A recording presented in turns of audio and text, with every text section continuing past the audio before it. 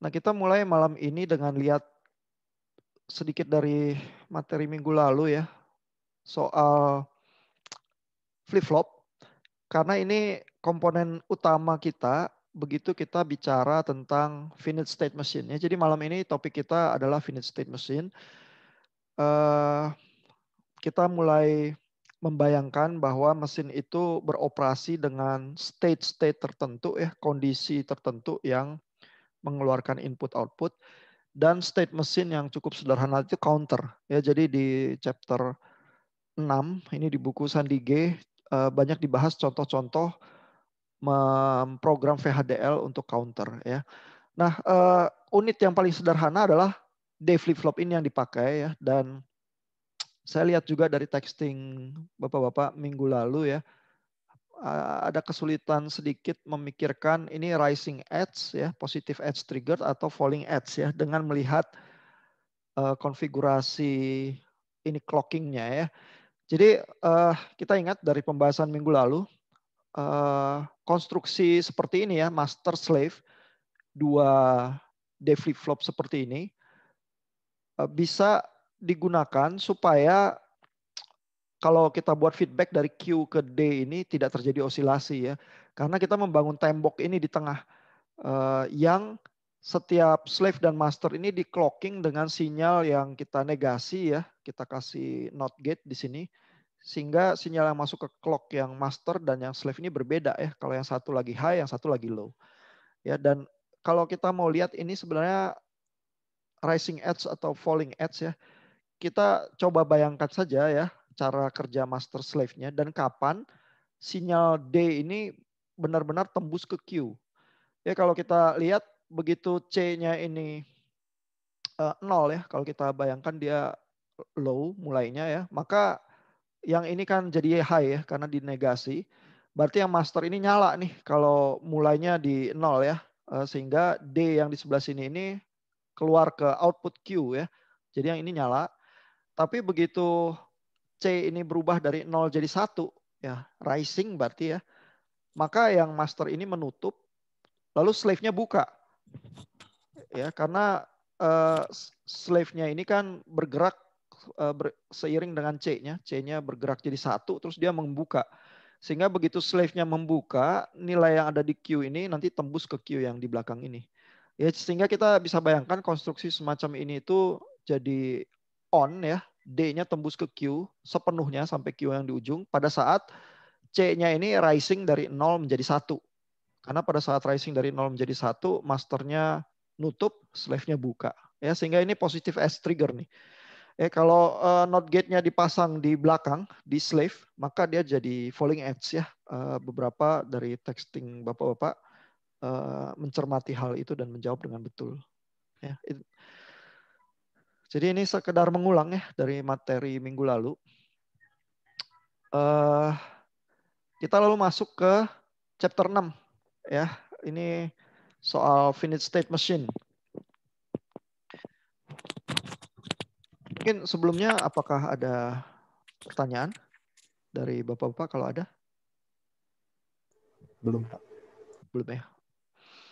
Oke. Kita coba lanjut kalau gitu. Nah, di chapter 6 Sandige ini sebenarnya kita baru mulai exciting ya. Karena project-project kita yang real itu sebenarnya harus berpikir seperti finite state machine ya. Kalau cuman sekedar rangkaian kombinasional, nggak ada yang seru ya. Nggak bisa buat apa-apa yang serius ya kalau cuman rangkaian kombinasional doang.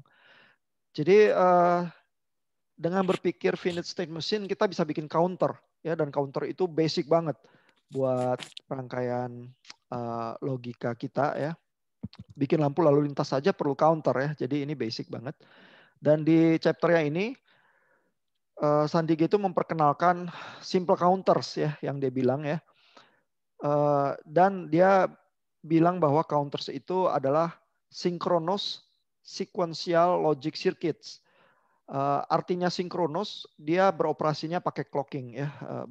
Bapak juga udah lihat ya sembari ngerjain texting kemarin ya. Lalu juga counters itu butuh semacam feedback ya, karena angka yang sebelumnya akan menentukan angka yang berikutnya. Ya, terserah dia counter yang konvensional atau non konvensional ya. Kalau yang konvensional yang ngitungnya biasa ya 1 2 3 4 5 6 ya. Tapi kalau dia ngitungnya rada ngacak, cuma ngitung begitu ya. Itu bisa non konvensional dan konstruksinya bisa apa? Lebih harus dipikir sedikit lah daripada counter yang tradisional gitu ya. Nah, tapi apapun jenis counternya itu ada feedback ya antara nilai yang sebelumnya yang akan menentukan nilai berikutnya. Nah, lalu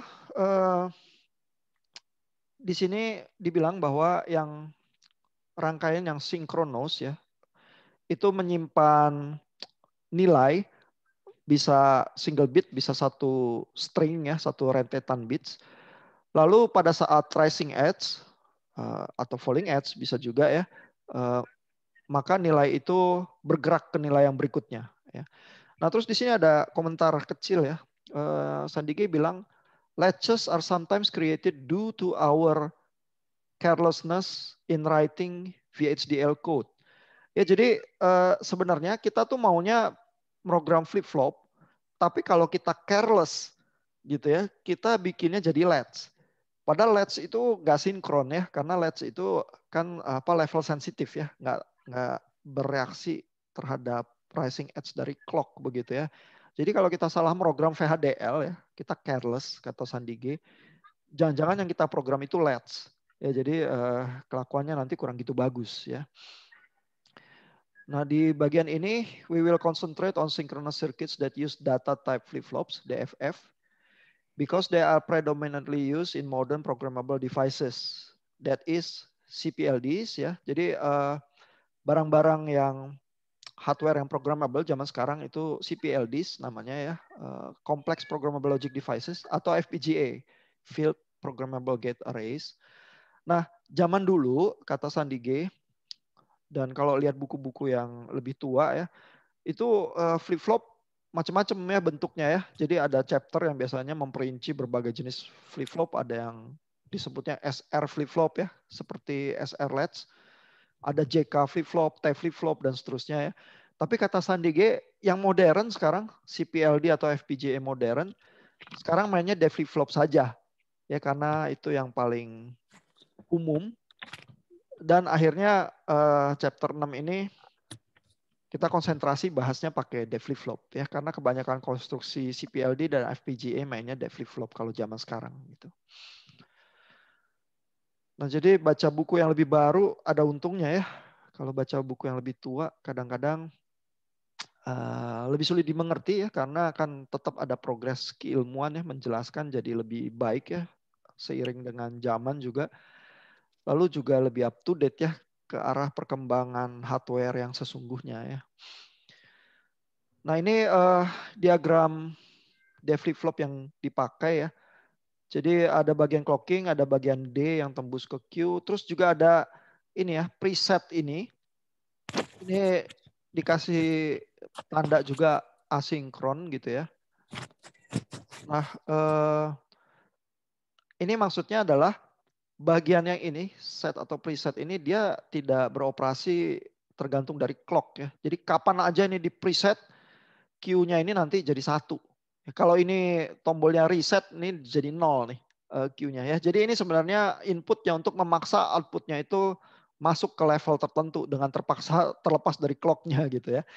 Karena misalnya kadang-kadang kita ingin state itu mulai dari tempat yang kita tahu. Ya kita nggak mau ini Q ini gantung nih nggak 1 nggak 0. Lagi pula kan di VHDL bisa ada 5 kemungkinan state ya. Jadi kalau Q ini tadi mulainya nggak jelas, bisa nggak menguntungkan, karena nanti state diagram kita, logika state kita itu nggak memperhitungkan bahwa state-nya bisa ke daerah state zombie yang semacam itu gitu ya. Sehingga kemampuan untuk mereset satu output ini jadi penting ya. Ini Sandige bilangnya gini ya, D flip-flop is rather useless in many applications unless its output value can either be cleared or preset ya. Jadi maksudnya adalah D flip-flop ini bisa useless ya, bisa nggak berguna kalau dia outputnya nggak bisa di set atau di reset ya, di clear jadi 0 atau jadi 1 sesuai keinginan kita. Jadi agak penting juga ada input yang ini. Ya. Nah lalu di sini juga ada beberapa komentar ya. The signal set and input pre are also named differently. The signal ini CLK maksudnya clock ya, is generally connected to an external clock. Jadi di luar flip-flopnya biasanya ada clock dari sistem yang di-connect untuk merapikan barisan ya. Makanya namanya CLK ya. RST biasanya buat reset ya atau clear. Kalau set itu biasanya buat preset gitu ya. Jadi misalnya ini ada contoh program VHDL yang simple ya. Inputnya itu ada clocknya, ada reset, dan ada D-nya. D itu input ke D flip-flopnya itu ya. Lalu outputnya Q. Tapi karena di feedback ya, jadi dia in out ya, apa standar logiknya itu. Ya, jadi entity-nya seperti itu definisinya. Nah lalu ini di bawah ini behavior dari D flip-flop sederhana ya. Pakai kata kunci arsitektur seperti biasa, terus namanya data flow of DFF. DFF ini entity-nya. Nah lalu di sini dibilang kalau reset sama dengan 1, Q-nya langsung masukin 0. Ya jadi tombol yang ini, yang reset ini, input ini tidak tergantung dari clock ya. Karena baru kalau resetnya 0, baru D flip-flopnya jalan ya. Baru dia ngecek rising edge dari clock. Ya kalau resetnya 1, pokoknya Q-nya nggak mau tahu clock-nya ada di mana jadi 0 saat itu juga. Ya berarti bagian reset ini asinkron nih. Ya, tapi kalau resetnya 0, maka cek clock. Nah kalau clock-nya rising edge, maka masukkan D ya. D-nya ada di input, dikeluarin ke output Q. Gitu ya kalau rising edge ya. Else kalau nggak rising edge, situasi yang lain, Q. Q-nya ini berarti di ini ya, ditahan. Q-nya dimasukin ke Q lagi. Nah, terus Sandige kasih catatan di sini note, else Q ini adalah invert. Ya, invert itu maksudnya sebenarnya terimplikasi ya. Jadi sebenarnya nggak usah ditulis juga nggak apa-apa. Ya, jadi bagian else yang di belakang ini kalau dihapus programnya jalannya sama aja. Karena artinya begitu dia reset dia jadi 0, tapi kalau enggak, kalau resetnya 0, ngecek rising edge clock, lalu setiap rising edge D-nya dikeluarin ke Q. Kalau nggak ditulis else Q, dia tetap tahan Q-nya itu dengan Q yang terakhir. Sampai ada rising edge lagi di clock-nya, baru D-nya di output lagi ke Q. Ya. Nah ini kita punya VHDL D flip-flop sederhana. Ya. Nah lalu kemudian si Sandige mulai introduction ya, bagaimana kita bisa memprogram counter. Ya, jadi ada 3 cara di sini. Sandige bilang ya, ada yang disebut dengan algorithmic equation method ya. Ini basically menelusuri rangkaian logika kombinasional yang di depan D flip-flopnya ya. Kalau kita bisa menulis persamaan booleannya, maka nanti persamaan booleannya tinggal ditulis di VHDL ya. Untuk yang model algoritmik ini. Tapi karena counter itu basically menghitung ya, kita bisa punya metode aritmetik. Ya, aritmetik biasanya tinggal nulis pakai plus atau minus ya, tergantung kita mau counternya naik atau turun begitu ya. Jadi kita perlakukan itu seperti angka gitu ya, dengan cara arithmetic method. Lalu kalau nggak suka dengan 1 atau 2, kita bisa pakai present state, next state. Ya ini itu ngomongnya pakai if else ya atau pakai case begitu ya. Sehingga kita bisa bilang oh kalau if present state-nya ini terus sinyal input tertentu itu berubah, saya pindah ke state yang berikutnya gitu ya. Jadi memprogram VHDL-nya itu tinggal ngecek syarat-syaratnya. Saya pindah state atau enggak gitu ya.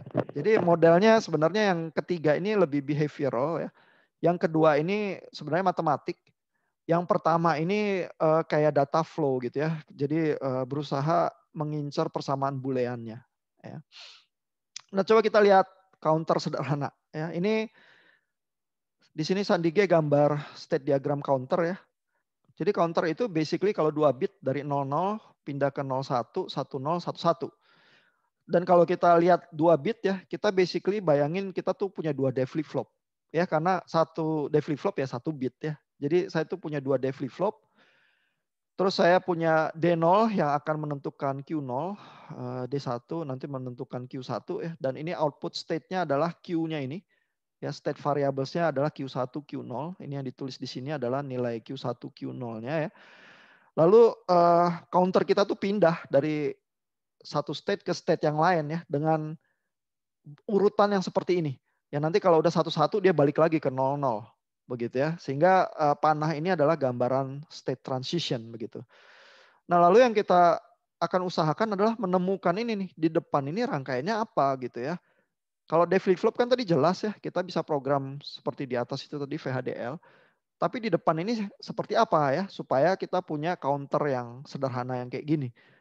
Ya, nah kalau kita bisa tulis persamaan boolean di depannya ini, ya udah jadi langsung program VHDL kita ya. Nah, coba kita lihat gimana caranya nulis persamaan yang di depan itu ya, nelusurinnya. Ini Sandige ajarin pelan-pelan ya. Tapi kita bisa lihat di sini ya. Ini kan ditulis Q1 sama Q0-nya ya, outputnya ya. Jadi 00, 01, 10, 11 ya. Bergeraknya begitu ya. Ke bawah terus dari bawah nanti ke atas lagi ya. Nah, terus kita lihat ya bahwa di sini tuh ada untuk Q1 ada bagian-bagian di mana Q1 itu outputnya 1. Ya, ini dari 0 pindah jadi outputnya 1 kalau state transition yang ini ya. Terus dari sini juga dia pindah Q1-nya outputnya 1 lagi ini ya. Di state transition-nya ini nilai satunya itu di hold. Begitu ya. Nah dari menelusuri state transition ini ya. Kita tuh bisa nulis persamaan booleannya. Ya, jadi kita bisa bilang ya. Jadi dari Q1 dan Q0 ini yang melambangkan state transition-nya. Saya bisa tulis D1-nya nih. Ya seperti ini ya. Karena kalau kita lihat ya. D1 itu kan nanti diteruskan ke Q1. Ya, D0 tuh urusannya dengan Q0 ya. Nah, D1 itu terjadi pada saat yang ini ya, pada saat Q1-nya 0 dan Q0-nya 0, terus state transition berikutnya menyalakan Q1-nya. Ya, jadi Q1 itu on, artinya D1-nya ini mesti on, mesti true kalau posisinya state-nya Q1 Q0 itu 01.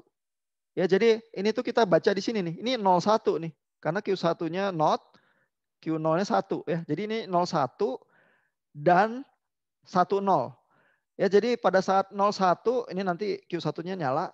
Terus pada saat 10 nanti Q1-nya nyala juga ya. Jadi true juga. Sehingga kapan D1 harus nyala adalah pada saat not Q1 Q0 ini 01 ya. Dan Q1 not Q0 itu 10. Ya, di dalam state yang ini nanti ujungnya adalah transisinya Q1-nya jadi nyala. Ya, sehingga kita bisa nulis nih persamaan ini ya, dan persamaan ini adalah awan yang di depan ini. Ya, karena D1 itu adalah apa rumusnya? Kalau kita nyatakan dalam Q1 dan Q0. Ya. Demikian pula D0. D0 itu bisa kita telusuri juga. Ya, jadi kalau kita lihat di sini di state-nya ya. D0 itu kan nyalain Q0 dan Q0 itu nyala adalah di saat state transition yang ini ya. Berarti dari 00 sama state transition yang ini. Ya, berarti dari 10. Dan kalau 00 artinya adalah not Q1 not Q0. Kalau 10 adalah not Q1 Q0. Ya, sehingga persamaan D0-nya bisa kita tulis juga nih. Not Q1 not Q0 tambah Q1 not Q0 dan ini adalah Q0 not Q0 sorry ya. Karena not Q0-nya menetap kalau kita ingat operasi matematika boolean, not Q0-nya ini mencakup Q1 dan not Q1 berarti ya semesta ya karena Q1 dan not Q1 kan semesta ya kalau dijumlahin berarti yang penting adalah not Q0 ya. Sehingga kalau kita bisa tulis persamaan D1 dan D0-nya, ini gambarnya kita bisa lengkapin. Ya, D0 adalah not Q0, Lalu D1 adalah Q1 XOR Q0. Ya karena persamaan yang ini adalah persamaan XOR ini. Ya, karena ini di sininya ada OR, tapi ini node-nya ini gantian. Ya, jadi ini gate-nya ini gate XOR, ya, fungsinya XOR. Jadi dengan demikian kita bisa gambar ya, awan ini kita bisa gantikan dengan komponen logika kombinasionalnya. Begitu kita dapat ini, di belakang ini kan dev flip-flop biasa ya, tadi nulis VHDL-nya kita udah tahu, tinggal kita connect sama rangkaian kombinasional depannya, langsung kita dapat ya, counter 2 bit ini. Ya. Nah nulis, jadi ini kalau mau digambar jadi satu ya, seperti itu ya, saya punya input D0 sama D1, terus keluar lewat D flip-flopnya jadi Q0, Q1, terus Q0 sama Q1 ya di feedback ke depan, melewati rangkaian logika kombinasional yang di depan ini. Ya, terus balik lagi begitu ya, men-trigger flip-flopnya pada cycle clock yang berikutnya. Nah ini sebenarnya ya adalah juga gambaran semua finite state machine. Ya nanti kalau kita sampai di chapter yang finite state machine yang lebih kompleks, kalau udah mulai mikir lampu lalu lintas atau apa ya, atau lift controller buat lift yang di mall gitu ya, misalnya. Nah itu sebenarnya kita udah berurusan dengan finite state machine yang lebih kompleks ya. Tapi strukturnya tetap sama. Di belakang ini ada seperangkat flip-flop, di depannya ada rangkaian kombinasional, terus kita dari output flip-flopnya kita feedback begitu ya. Jadi ini adalah gambaran dari semua finite state machine, cuman ini counter sederhana aja nih yang dibuat di sini. Ya. Nah, gimana kita nulis VHDL-nya ya? Ini gampang ya, kita coba lihat pelan-pelan ya. Ini ada entity-nya, sederhana ya. Ada reset, ada clock. Ini kebetulan nggak pakai, sebentar. Oh, D-nya. D-nya karena ini counter ya. Artinya dia tuh nggak ada input tertentu, dia akan ngitung terus begitu ya, bersama dengan clock-nya. Sehingga D-nya itu dia nggak taruh di input nih. D-nya dia taruh di signal di bawah sini. Ya, jadi ini sebenarnya signal internal karena ditaruhnya di bawah arsitektur ya, bukan di entity input output. Ya, jadi input outputnya cuma clock sama reset. Lalu ada outputnya yaitu Q0 dan Q1, tapi karena nanti di feedback jadi dia pakai in out ya sebagai jenis portnya begitu ya. Nah, lalu setelah arsitektur definisiin sinyalnya ya, D1 D0 ini sebagai sinyal internal karena dia ada di dalam sini ya, di tengah sini. Ya, dan kita lihat nggak ada input nih. Inputnya feedbackan doang dari Q1 dan Q0. Ya, ini cuma sinyal di antara nih, nggak keluar ke dalam black box entity-nya ya. Jadi ditulisnya di dalam sini. Nah, lalu tinggal kita tulisin persamaan booleannya itu tadi yang kita temukan ya. D1 itu kita masukin Q1 XOR Q0. Lalu D0 kita masukkan not Q0. Ya karena itu rangkaian logika yang di depannya itu. Ya. Nah, habis itu kita tulis flip-flopnya. Ya, ini flip-flop standar ya. Nulis ini Q1 output adalah kita pasang keyword proses ya. Sehingga clock sama reset ini terus-menerus dilihat karena input yang ada di dalam proses ini akan, kalau terdeteksi ada perubahan, maka yang di dalam proses ini akan dijalankan ya. Jadi ini penting untuk naruh clock sama reset. Karena logika yang di bawah sini ini baru jalan kalau ada perubahan di input-input ini ya. Nah ini juga seperti biasa ya, kalau reset sama dengan 1, Q1-nya di inject 0. Kalau nggak di reset, else if ya, deteksi rising edge dari clock. Kalau rising edge, D1-nya keluarin ke Q1. Sementara D1-nya adalah ini. Dengan persamaan boolean yang kita udah temukan itu tadi. Ya. Jadi program D flip-flopnya ini generik nih. Ya, kalau saya punya 3 bit ya saya copy aja 3 bit ini. Tinggal ganti di sini Q1, di sini Q0. Gitu ya. Dan persamaan logika booleannya bisa saya tulis di luar di sini ya. Saya keluarin dari flip-flopnya. Atau saya tulis di dalam sini. Bisa juga ya. Then Q1 masukin Q1 XOR Q0 ya. Bisa aja saya tulis di sini. Tapi kan Q1 XOR Q0 ini D1 ya. Saya bisa tulis demi kerapihan dan demi kemudahan membaca gitu ya. Saya tulis di luar. Lalu bagian flip-flopnya ini tinggal saya copy paste saja tergantung jumlah bit yang saya butuhkan berapa kali gitu ya. Jadi cukup simpel ya memprogram counter. Dan ini cara yang nggak terlalu sederhana karena kita harus menelusuri persamaan matematika boolean yang di depannya ini ya. Ini nggak gitu enak sebenarnya karena berpikirnya agak repot begitu ya. Nah, cara yang lebih sederhana ada ya, yang pakai aritmatik itu yang paling simpel. Nah, di sini Sandige contohin juga ini yang disebut dengan one hot counter ya.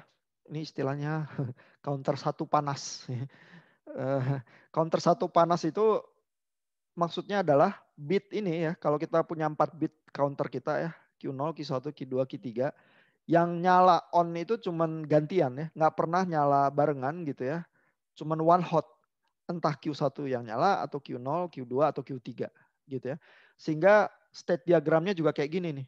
Yang nyala itu Q0, lalu berikutnya Q1, Q2, Q3 terus balik lagi. Gitu. Jadi nggak ada 2 bit yang nyala barengan tuh nggak ada. Makanya namanya counter satu panas ya, counter one hot. Kalau diterjemahin ke bahasa Indonesia kurang ini ya, kurang seksi ya. Kalau bahasa Inggris one hot counter itu kayaknya keren nih. Bahasa Indonesia counter satu panas. kurang gitu oke ya. Nah, kalau mau nulis itu ya, one hot counter ya, bisa aja nelusurin ini persamaan booleannya seperti tadi di atas ya. Tapi ada cara yang lebih sederhana ya. Cara yang lebih sederhana adalah bayangin logikanya bahwa saya punya flip-flop ini yang berentet ya, kayak rantai. Lalu bit yang nyala kan gantian ya, nggak pernah ada Q yang nyala barengan gitu ya, sehingga saya bisa bayangkan bahwa dari output Q3 ini ya, nanti saya lempar feedback ke belakang, terus saya geser-geser aja input satunya ya, nanti ke Q0, terus ke Q1, ke Q2, ke Q3, terus saya lempar balik lagi. Ya sebenarnya counter saya kalau one hot itu tinggal menggeser-geser satunya doang, sesuai dengan state yang saya inginkan untuk nyala ya. Nah sehingga saya tuh bisa nulis rangkaian program VHDL jauh lebih sederhana. Ya jadi ini asal ada init ya sebagai input ini untuk inisialisasi ya. Kalau init 0 maka Q3-nya saya inisialisasi jadi 0 ya dan semua Q yang lain jadi 0 juga kecuali Q0 ini yang saya isi 1. Ya, paling ujung berarti. Yang paling ujung ini nyala, sisanya 0 semua. Kalau di init ya. Jadi kalau state-nya lagi dimanapun begitu init nyala, pokoknya lempar balik ke Q0 sama dengan 1. Gitu ya. Inisialisasi itu begitu ya tujuannya. Kalau enggak, else if, deteksi rising edge ya. Lalu tinggal pindahin tuh. Isi Q2 pindahin ke Q3. Isi Q1 pindahin ke Q2. Isi Q0 ke Q1. Yang Q3 balikin lagi ke Q0. Ya, jadi saya tinggal bikin semacam logika shift registernya ini. Saya geser-geser aja isi registernya gitu ya. Terus langsung saya punya one hot counternya. Ya, jadi mau program one hot counter itu lebih sederhana ya. Daripada counter yang simple yang harus dilihat persamaan booleannya begitu. Nah, segitu dulu mungkin ada pertanyaan sebelum kita lanjut. Silakan kalau ada pertanyaan, Bapak-bapak.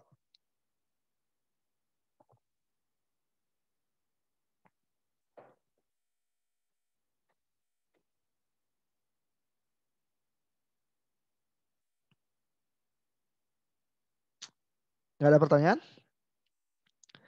Ada yang membingungkan dari operasi menulis VHDL dari counternya? Oke, belum ada ya. Kita lanjut kalau gitu. Nah, counter yang lebih sederhana itu yang aritmetik ya. Oh, ini kita lihat time diagramnya sedikit ya. Kalau yang one hot sih simple ya. Setiap kali rising edge dari clocknya ini Dari tadinya Q0 yang nyala pindah ke Q1, terus pindah ke Q2, pindah ke Q3 ya.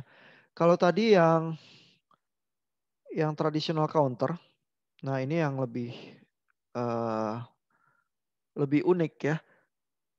Ini kita lihat ya, kalau resetnya 1, dia langsung anjlok di sini jadi 0 ya. Q0 maupun Q1 jadi 0 pokoknya kalau resetnya nyala ya. Tapi kalau resetnya 0, nah dia tunggu clocknya rising edge ya. Di rising edge ini Q0-nya jadi 1. Di rising edge berikutnya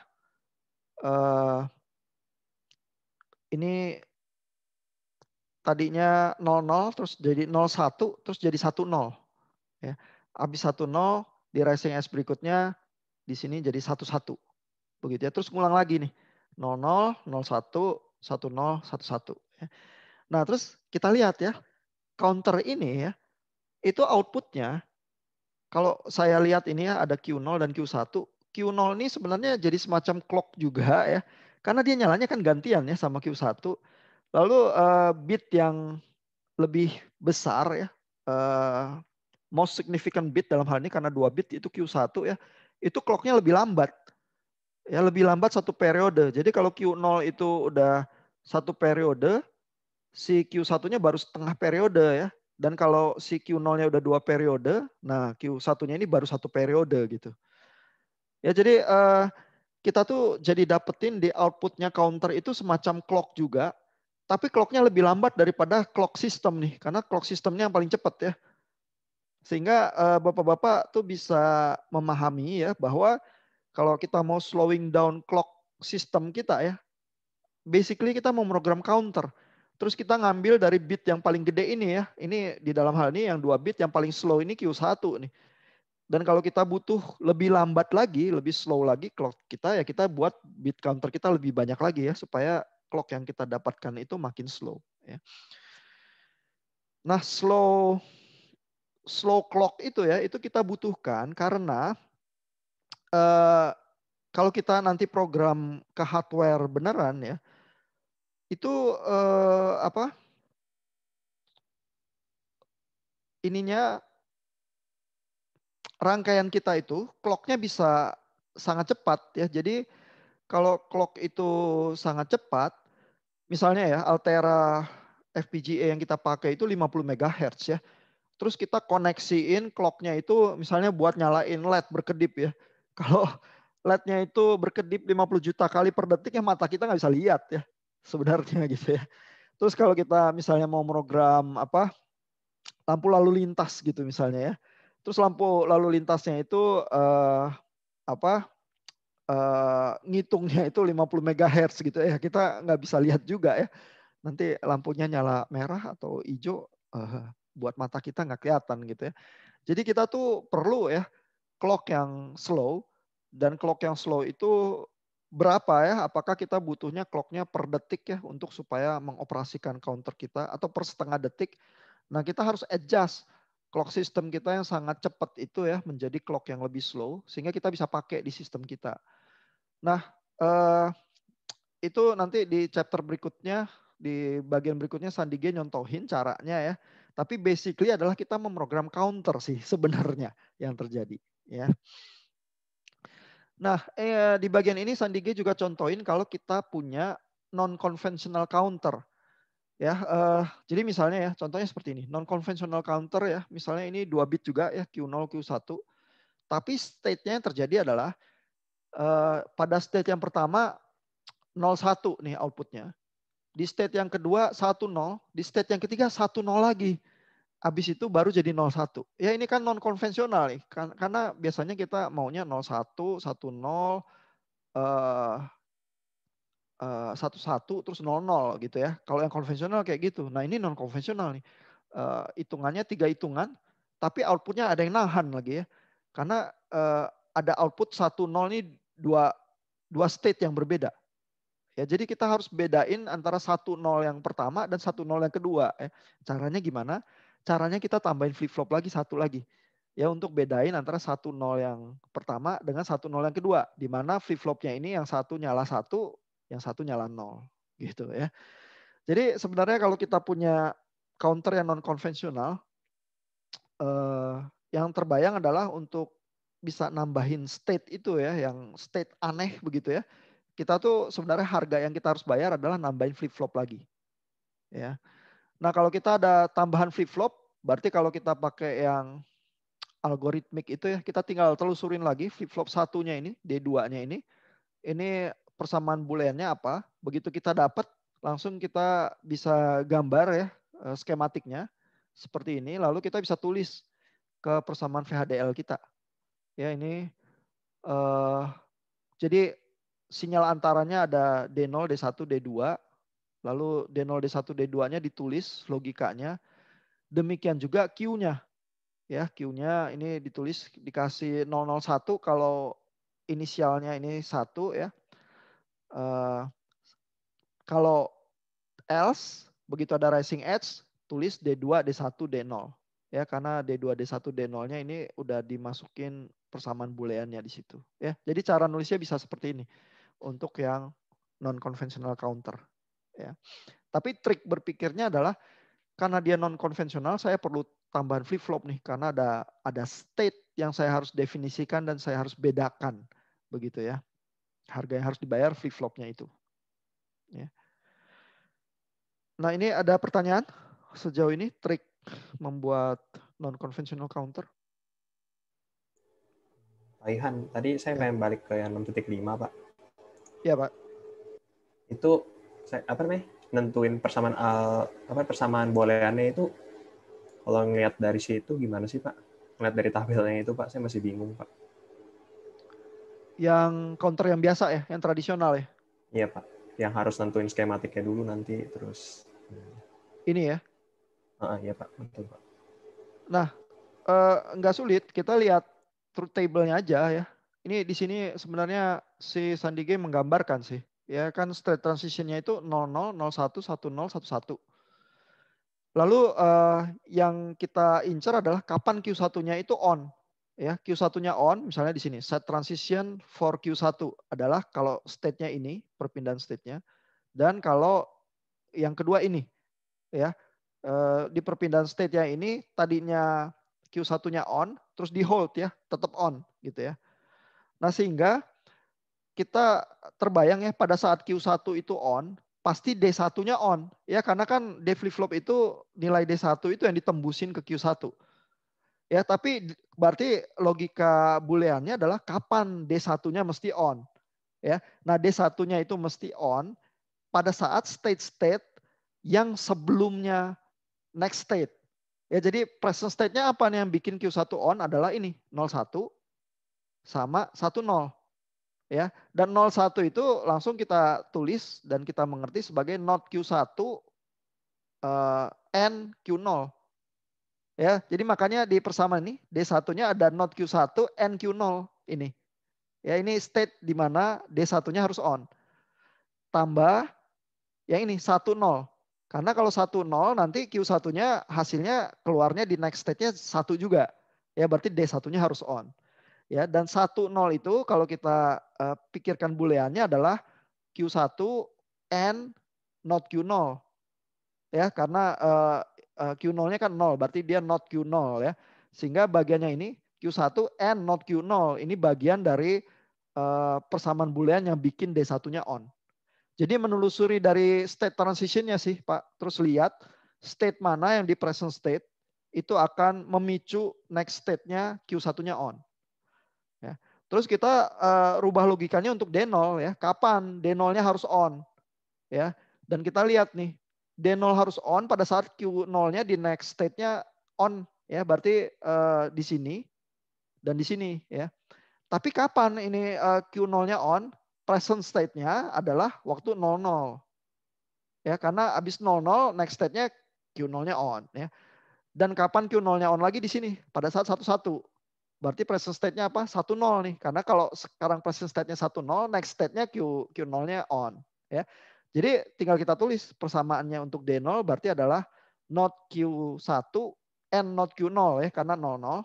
Makanya di sini ini not Q1 and not Q0 sama present state-nya ini 10.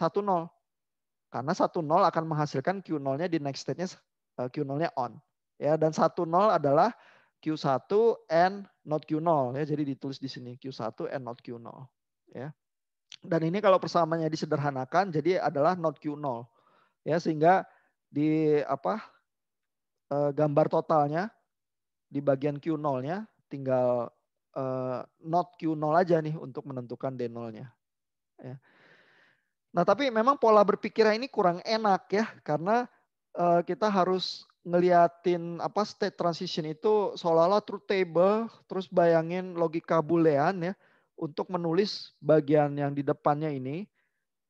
Begitu kita dapat logika yang ini ya kita tinggal tulis ke VHDL. Cuman tetap kurang enak ya, kebayang ya kurang enak, tapi bisa ya karena ini pola berpikir yang bisa kita pakai. Ya, kalau masih simple ya enak lah gitu ya.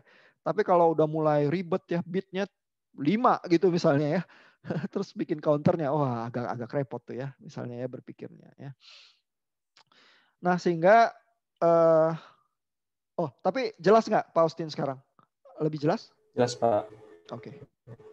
Soalnya kemarin yang problem 1 kan soalnya ini Pak. Oh iya, jadi cara mana yang lebih gampang ya? Tapi sih cuman sebenarnya asal bisa ngeh aja cara mana yang lebih gampang dan sebutkan kenapa, ya udah textingnya beres sebenarnya ya. Nah tapi cara yang lebih enak adalah pakai arithmetic method ya yang disebut ini ya metode matematik ya sebenarnya ya. Ini jadi simple banget ya karena yang kita lakukan adalah memperlakukan seolah-olah counternya itu memang ngerti angka-angka ya bisa berhitung. Padahal kan sebenarnya rangkaian logika itu nggak ngerti angka ya.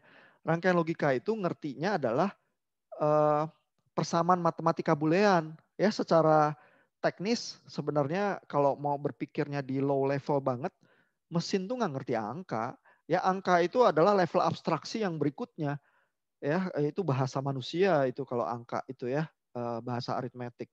Mesin ngertinya persamaan boolean ya, tapi berarti nanti ya sebenarnya kalau kita nulis VHDL-nya kayak gini berbuat seolah-olah mesin itu ngerti matematik. Nanti si VHDL-nya itu diterjemahkan menjadi deretan flip-flop dan persamaan matematika boolean. Begitu di burn ke mesin ya, begitu di compile VHDL-nya ini. Ya. Jadi ini kita bisa ngomong secara aritmetik ini karena VHDL-nya ngerti sih basically. Dan ada program-program compiler yang ngerti bagaimana menerjemahkan ini bahasa yang lebih dekat kepada manusia ke dalam bahasa yang dimengerti mesin, dan bahasa yang dimengerti mesin technically persamaan logika booleannya itu ya. Nah, tapi kalau kita bisa program aritmetik jadi luar biasa enak ya. Karena di sini ya kalau kita perhatiin entity-nya sama ya, ada reset, ada clock, ada queue. Tapi program ininya arsitekturnya ini yang enak ya. Jadi tinggal seperti biasa ada kata kunci proses, terus ada clock sama reset ya. If reset sama dengan 1, then Q-nya itu diisi 0 semua. Satu string gini 00. Terus tinggal ngecek else if ya. Kalau resetnya nggak sama dengan 1, berarti reset sama dengan 0. Ngecek rising edge dari clock. Begitu setiap rising edge, Q-nya diisi dengan Q plus 1. Udah nih kita punya up counter gitu ya. Terus udah, yang ini pokoknya kelakuannya kayak gitu. Kalau kita mau dia down counter ya kita tinggal Q minus Q1 nih kita masukin ke Q setiap kali ada rising edge dari clock gitu ya.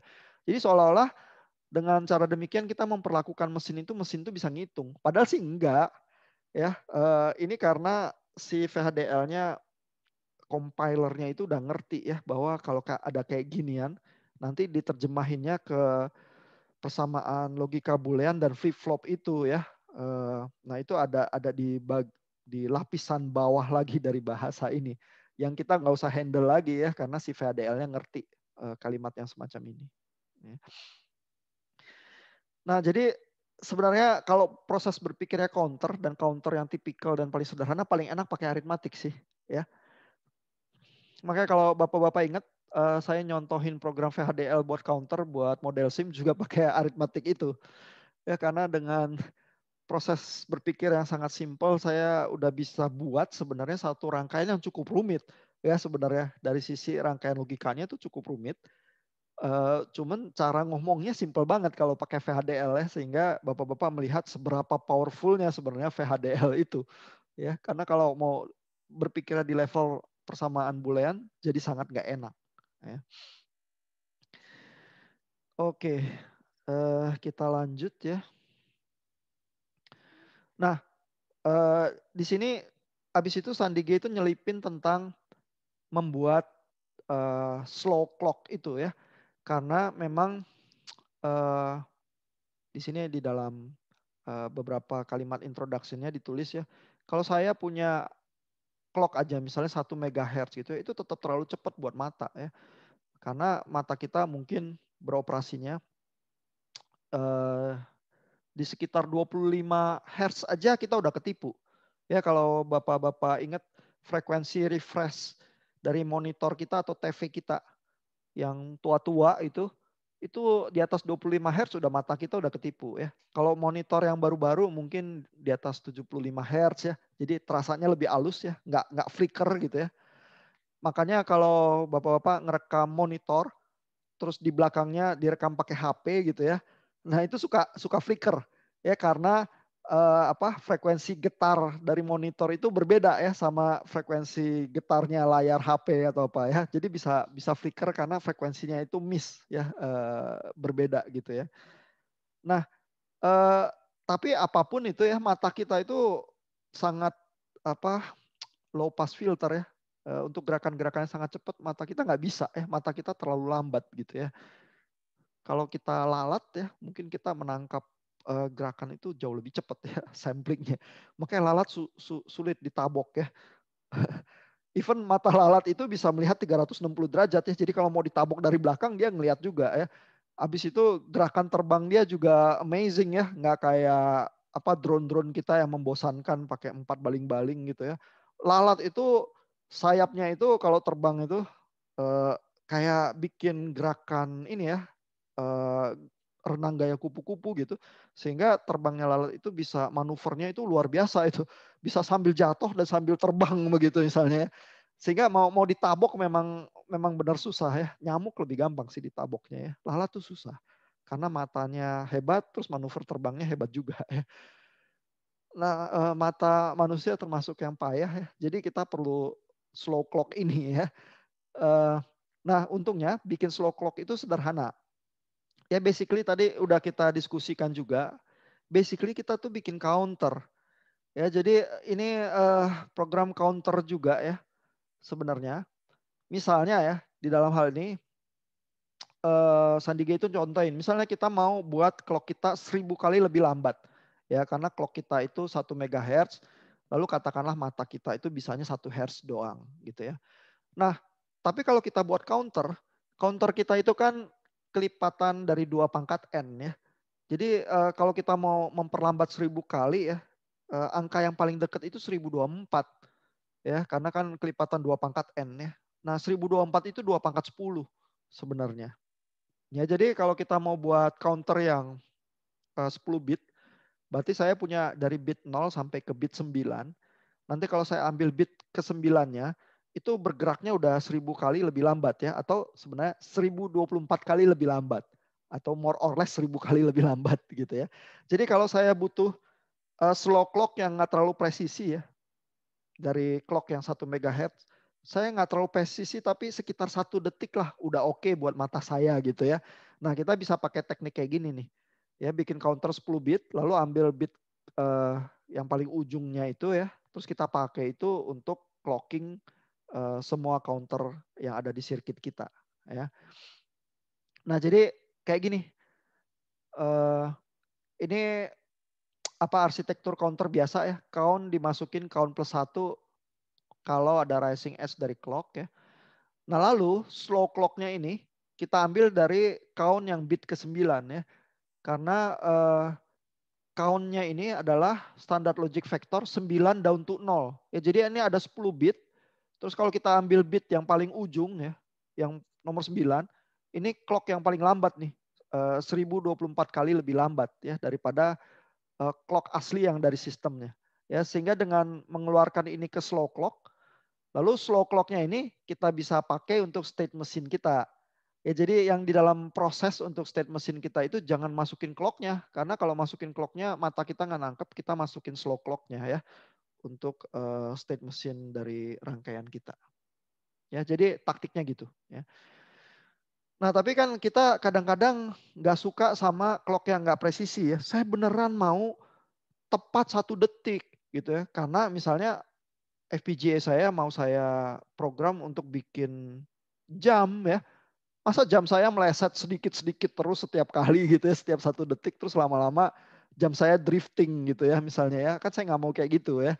Nah, ada ya cara untuk bikin clock yang presisi gitu ya. Nah ini si Sandige contohin ya. Jadi dia contohin pakai clocknya misalnya 50 MHz. Ini clock Altera kita juga 50 MHz nih. Ya jadi kalau bapak-bapak nanti kapan-kapan ke lab terus bikin program untuk ngeburn ke Altera. Altera kita itu clock internalnya 50 MHz ya. Jadi kita berurusan dengan sesuatu yang 50 juta kali getarannya gitu ya per detik. Nah, kalau saya mau dapat ya satu clock yang eh, 0,5 detik ya atau 1 detik ya secara presisi gitu ya. Maka saya bikin counter yang presisi juga.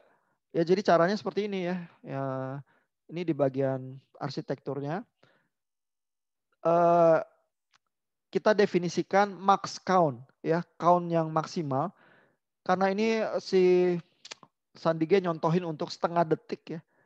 Maka kalau 50 MHz, kalau supaya 0,5 detik dia harus ngitung 25 juta kali.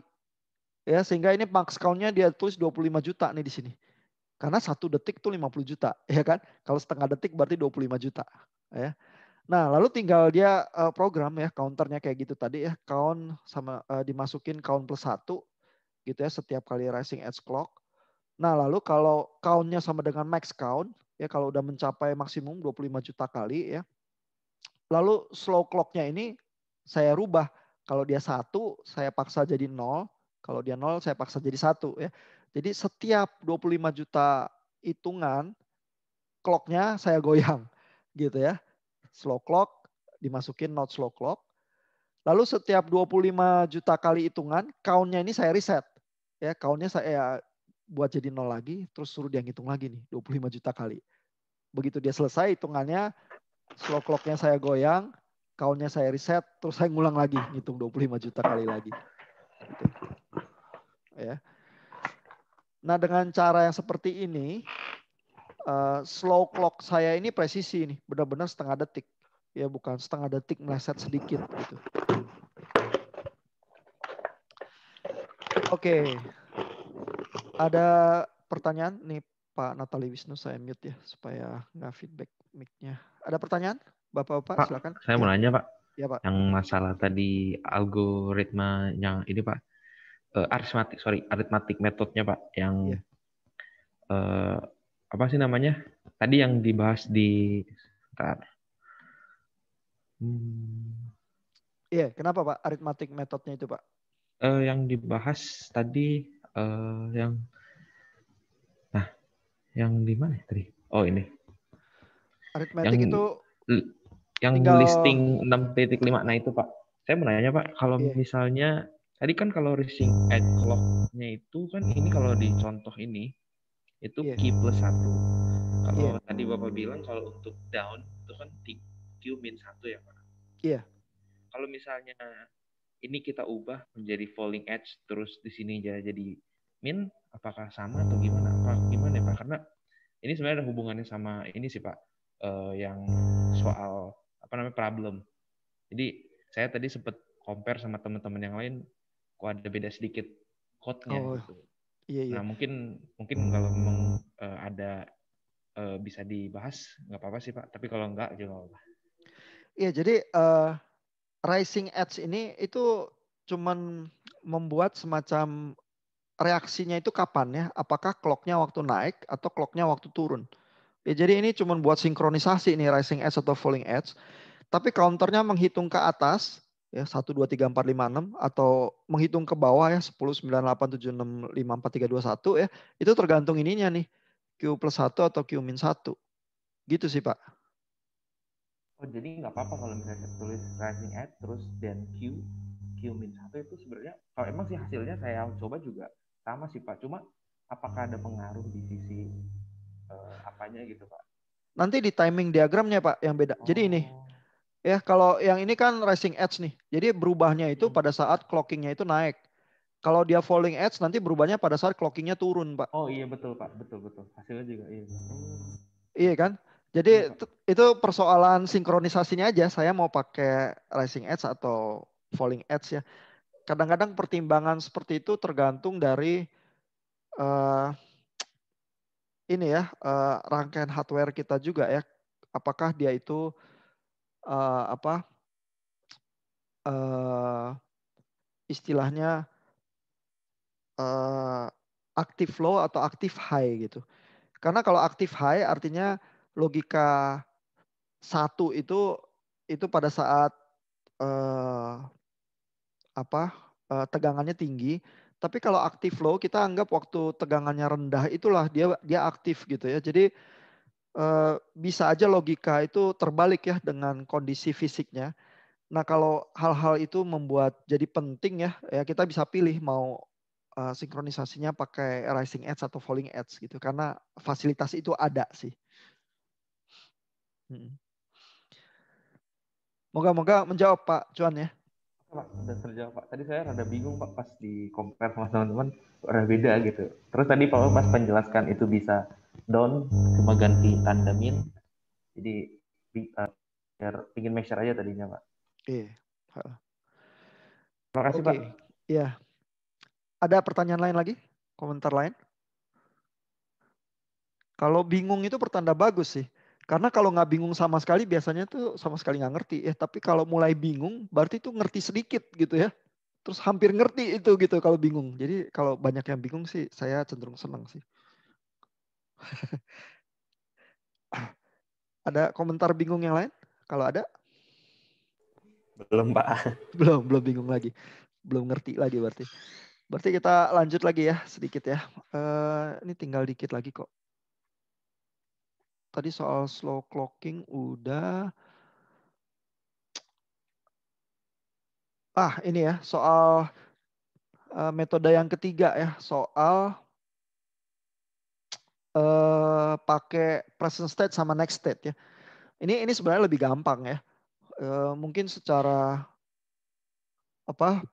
logika yang paling gampang ya dibanding sama yang aritmatik lumayan mirip lah tingkat kegampangannya ya. Jadi misalnya state-nya kayak gini ya. Ini counter 2 bit yang klasik ya, yang normal 00, 01, 10, 11 ya. Nah, kita programnya kalau kita pakai present state, next state ya, kita basically berpikirnya pakai if atau else if seperti biasa sih. Jadi tinggal state-nya ini kita tulis begitu aja bulat-bulat ke dalam VHDL-nya ya. Jadi misalnya yang kita tulis ini biasa ya. Di dalam arsitekturnya ngecek resetnya dulu ya. If reset sama dengan 1, Q-nya langsung 00 ya. Nah, kalau reset nggak sama dengan 1, else if cek rising clock ya. Ini biasa juga ya supaya sinkron.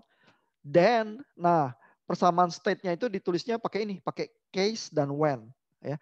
Jadi kalau when Q-nya 00 ya, Q-nya itu dimasukin state berikutnya.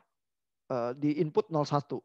Kalau 01 di input state berikutnya 10 ya. Kalau 10 di input 11, kalau 11 dibalikin lagi ke 00 ya. Terus ini untuk pengaman karena state itu bisa banyak ya. When others jangan lakukan apa-apa. Gitu ya supaya ini semua kemungkinan terisi di sini. Ya, jadi ini mikirnya benar-benar bulat-bulat state diagram ini dituliskan ya dalam gerakan sinyalnya gitu.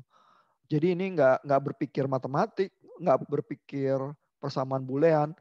Pokoknya kalau bisa gambar state diagramnya langsung tulis aja kayak gitu ke sini. Gitu ya. Nah proses berpikir yang kayak gini ya, yang present state, next state ya. Ini nanti kalau kita mau memprogram misalnya lampu lalu lintas ya atau kontrol buat elevator itu juga kayak gini. Ya. Jadi yang penting adalah present state ini lampu saya nyalanya merah atau hijau. Begitu ya. Nah terus kita berpikir kapan dia pindah ke state berikutnya. Kapan lampunya jadi kuning gitu misalnya. Oh kalau counter ini habis. Counter yang mana habis? Ya, kita tinggal cek ya. If counter ini habis gitu ya. Pindah. ke state berikutnya. Dan di state berikutnya apa yang terjadi? Lampu kuning kita nyalahin. Counter kita reset jadi 0 gitu ya. Terus kita tunggu lagi counting yang berikutnya. Lampu kuningnya mau berapa lama gitu ya. Nah, begitu counternya habis, kita pindah ke lampu merah. Begitu. Jadi kita tinggal ngecek syarat, terus tinggal berpikir present state apa, next state apa, terus kita tulis aja bulat-bulat ke VHDL-nya. Udah selesai. Gitu ya.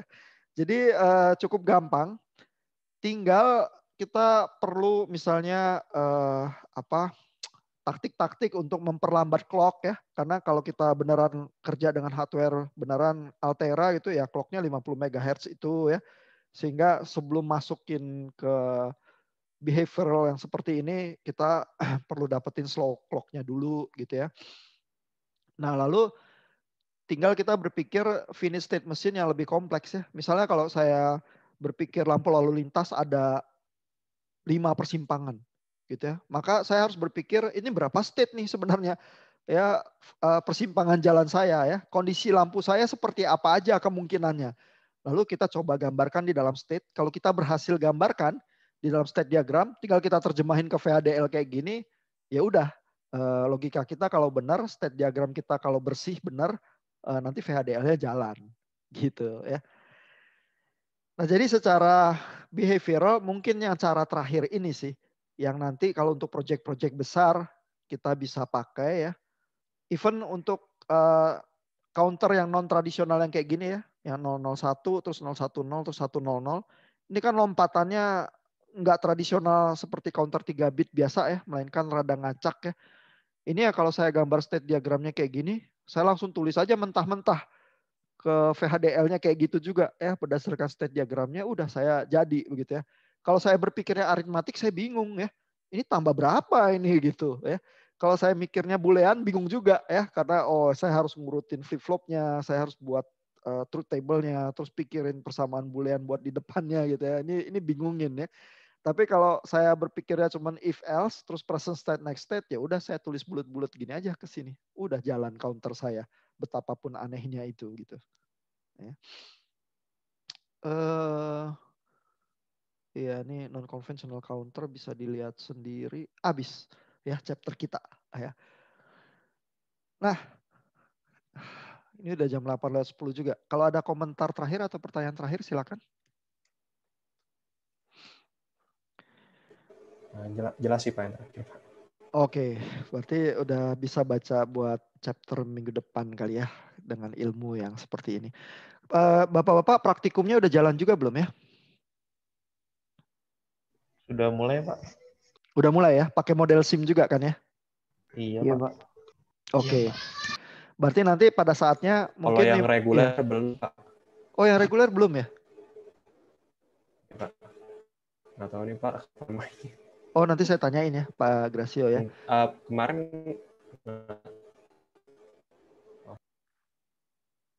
ya, yang penting sebenarnya itu praktikum dipakai untuk mencoba berbagai contoh-contoh program VHDL.